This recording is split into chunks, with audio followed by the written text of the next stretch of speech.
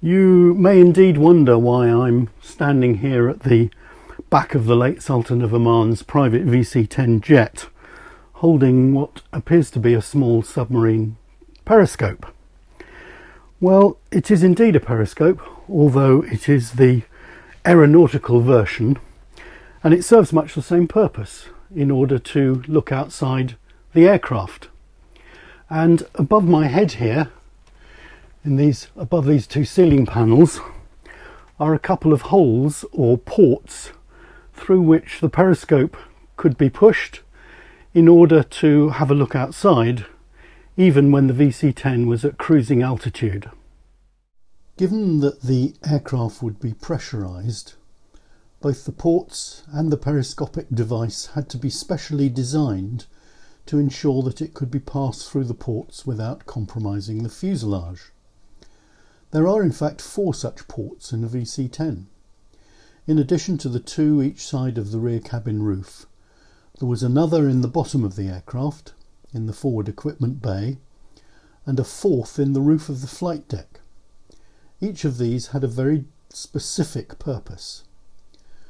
The 2 rear roof ports were positioned such that the periscope could be inserted through them to give a view of the VC10's fin and the huge tailplane that was mounted on top of it. It was the only way to check problems such as ice build-up, which could affect controllability.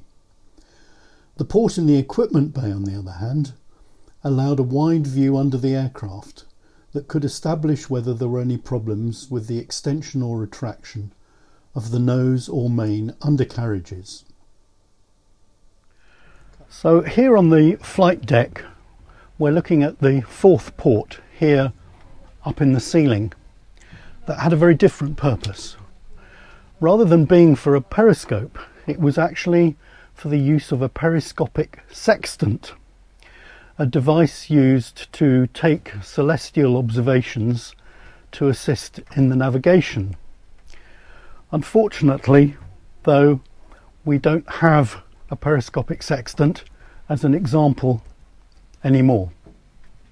From the earliest days of long-distance flying, sextants, similar to those used for centuries on ships, had been used for navigation, with non-pressurised aircraft usually having a glazed dome in the roof through which to take the necessary sightings. Such domes were not, however, appropriate for high-altitude, high-speed aircraft, so the periscopic solution was developed.